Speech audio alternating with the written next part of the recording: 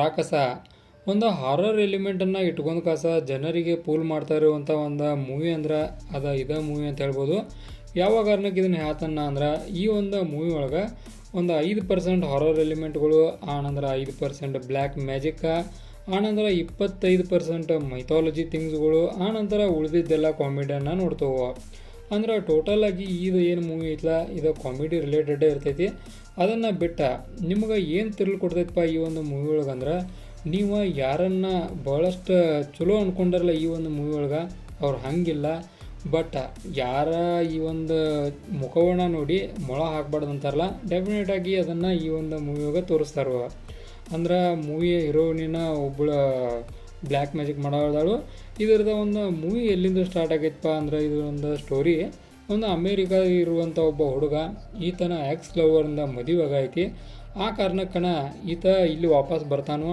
ಅವಾಗ ನಡೆದಂಥ ಒಂದು ಸಿನೋಮಿನಾನ ಇಟ್ಕೊಂಡ್ಕಸ ಈ ಒಂದು ಮೂವಿಯನ್ನು ತೆಗೆದಾರುವ. ಟೋಟಲಾಗಿ ಒಂದು ಈ ಮೂವಿದ ಏನು ಕಾನ್ಸೆಪ್ಟ್ ಐತಲ್ಲ ಇದು ಒಂದು ಕಾಮಿಡಿಗೆ ರಿಲೇಟೆಡ್ ಐತಿ.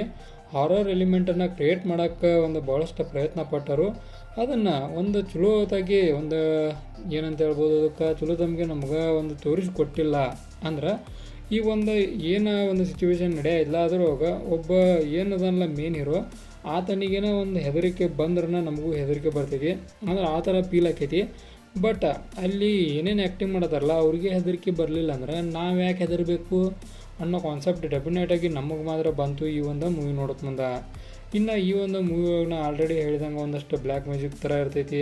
ಆನಂತರ ಒಂದು ಇದಕ್ಕೆ ಮೂವಿಗೆ ಒಂದು ಇರುವಂಥ ಒಂದು ಮೂವಿಗೆ ಒಂದು ಮಾನ ಉಳಿಸಿದ್ದು ಒಂದು ಸೀನ್ಗಳಂದ್ರೆ ಅದು ಒಂದು ಏನು ಬ್ಯಾಕ್ ಒಳಗೆ ಒಂದು ಸ್ಟೋರಿಯನ್ನು ತೋರಿಸ್ತಾರಲ್ಲ ಒಂದು ರಾಜ ಮಹಾರಾಜರದ್ದು, ಅದು ಒಂದು ಈ ಒಂದು ಮೂವಿಗೆ ಭಾಳಷ್ಟು ರೀತಿಯ ಪಾಸಿಟಿವ್ ಪಾಯಿಂಟ್ ಆಕೈತಿ. ಅಂದ್ರೆ ಅಲ್ಲಿ ಏನು ಸಿನೋಮಿನಾ ಇದ್ದಿಲ್ಲ ಹಂಗೆ ಮೂವಿ ಪೂರ್ತಿ ಇದ್ದಿದ್ರೆ ಮೂವಿ ಭಾಳಷ್ಟು ಬೆಟರ್ ಆಗೋ ಚಾನ್ಸ ಭಾಳ ಇತ್ತು.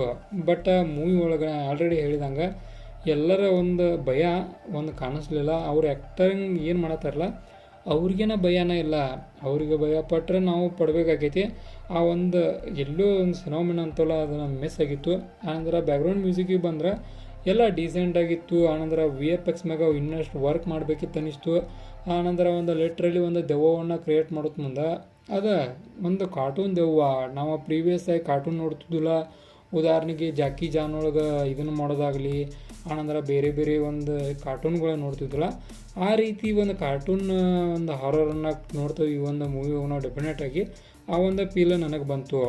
ಮತ್ತು ಆನಂತರ ಸಂಗೀತ್ ಶೋಭನ್ ಅವರ ಒಂದು ಆ್ಯಕ್ಟಿಂಗನ್ನು ನೋಡೋದಾದ್ರೆ ಇನ್ನೂ ಕೂಡ ಬೆಟರ್ ಮಾಡಬೇಕಿತ್ತು ಅನ್ನೋ ಫೀಲ್ ಡೆಫಿನೆಟಾಗಿ ಬಂತು. ಓವರಾಲಾಗಿ ಈ ಒಂದು ಮೂವಿಯನ್ನು ನೋಡ್ಕಸ ನನ್ನ ಕಡೆಯಿಂದ 5 ಸ್ಟಾರ್ಗೆ 2.5 ಸ್ಟಾರ್ನ ಕೊಡ್ತಾನು. ಅಷ್ಟೇ ಒಂದು ಸೂಟೇಬಲ್ ಆಗುವಂಥ ಮೂವಿದಾಗೈತಿ.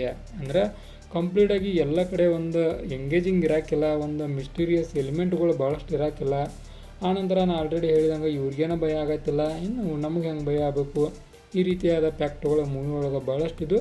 ಇದಾಗಿತ್ತು ರಾಕ್ಷಸ ಮೂವಿದ ಒಂದು ಮೂವಿ ರಿವ್ಯೂ. ಇದೇ ಥರ ನಿಮ್ಗೆ ಇನ್ಫಾರ್ಮೇಟಿವ್ ವಿಡಿಯೋಗಳು ಬೇಕಾದ್ರೆ ಚಾನಲ್ ಸಬ್ಸ್ಕ್ರೈಬ್ ಮಾಡ್ಕೊರಿ. Video informative like ಕೊಟ್ಟೋಗ್ರಿ.